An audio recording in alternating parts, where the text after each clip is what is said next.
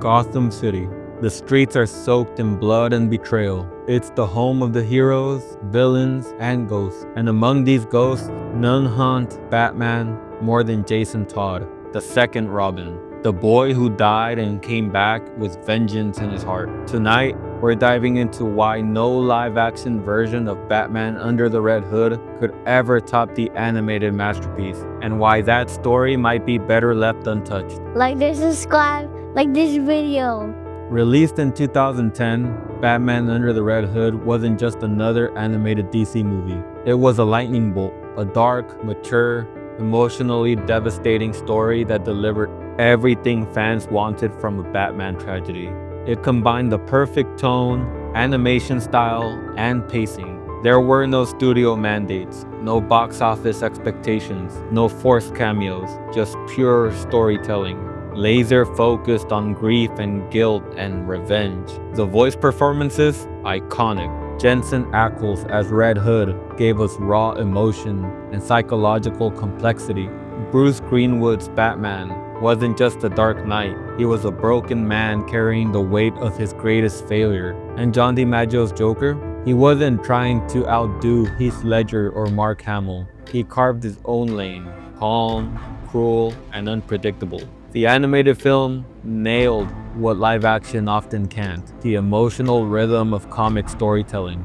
It could move from brutal violence to heartbreaking silence without ever feeling inconsistent. Animation gives freedom, the kind that live action rarely can. You can make Gotham look like a painting, surreal, more eternal. Batman's cape moves like a shadow come alive.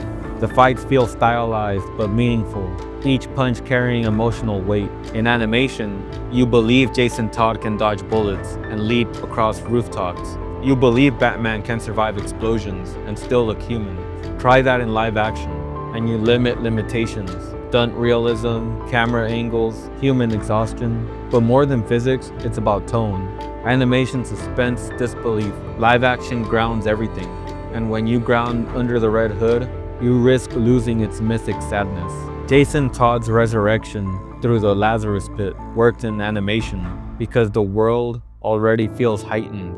In live action, it could easily feel ridiculous. What makes Under the Red Hood so powerful isn't the action, it's the silence. The moments where Batman stands alone in the Batcave, haunted by Jason's death. No movie, not even The Batman or The Dark Knight, captured Bruce's guilt like this. In the animated film, Batman's pain is internalized. You can feel it in his pauses, his hesitation, his refusal to kill Joker, even when every part of him wants to. A live-action adaptation would face a problem: casting emotion. Most Batman actors, from Christian Bale to Robert Pattinson, bring intensity, but Jason's story demands vulnerability.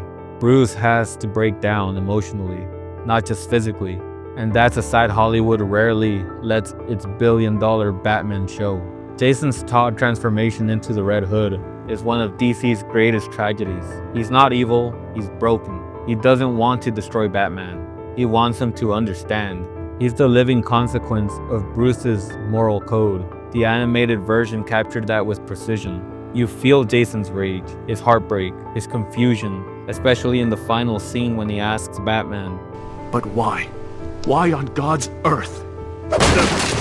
Is he still alive?"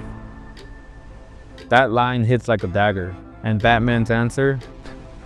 If I allow myself to go down into that place, I'll never come back. Is the heart of the entire mythos. Recreating that in live action risks losing its impact, because in animation, emotion is controlled like poetry. In live action, every facial twitch and camera cut could dilute the purity of that moment. A live action Under the Red Hood sounds good on paper, but let's be real. Studios would meddle. They'd try to connect it to shared universes, Easter eggs, or spin-offs. They'd want Harley Quinn cameos, maybe Deathstroke, maybe a setup for the Titans or the Batman 2.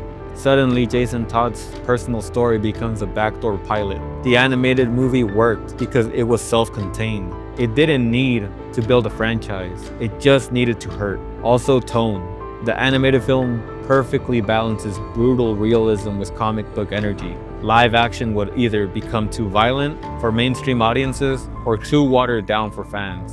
You can't show a crowbar murder scene on PG-13 terms and expect it to have the same impact. Let's talk about casting. Jason Todd requires a rare mix: anger, tragedy, charisma. In animation, you can sculpt that performance perfectly.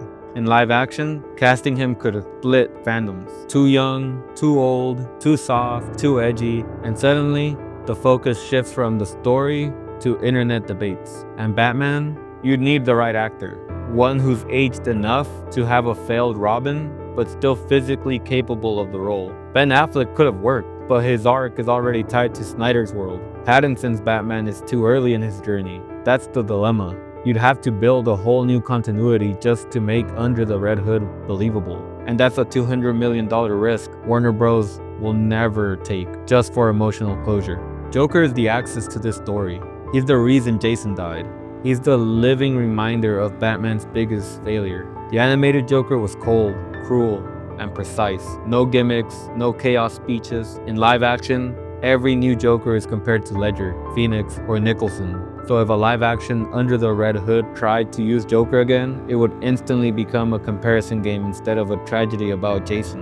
That steals focus from the heart of the film, the bond between Batman and his lost son. The 2010 version understood that the Joker isn't the main villain. Grief is, and that's what made it timeless. The final scene of Under the Red Hood is cinematic perfection. No explosions, no giant CGI battles, just emotion. Jason reminisces about the day he became Robin, smiling at the memory before fading into tragedy. The ending lingers because it's subtle, it's poetic. In live action, subtlety dies by committee. Studios want a spectacle, not silence. But this story was never about victory, it was about loss. Batman can't save Jason. Jason can't forgive Bruce, and the Joker never faces justice. That unresolved pain is the reason it stays with us. A live-action remake would either try to fix it or franchise it, and both would ruin what made it great. Batman Under the Red Hood didn't need $1 billion box office. It earned something better: respect. It showed that animation can carry more emotional weight than most live-action superhero films ever dare to. It's a story of guilt, morality,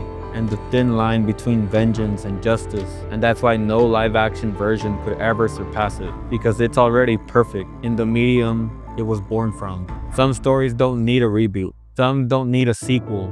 They just need to be remembered. And Batman Under the Red Hood is one of them. Well, that's the end of the video. Let me know what your opinions are on Batman Under the Red Hood. Can a live-action movie surpass the animated one? Let me know in the comments. Like, share, and subscribe. Follow me on Instagram, X, and TikTok at the Beaver X, and I'll see you in the next one.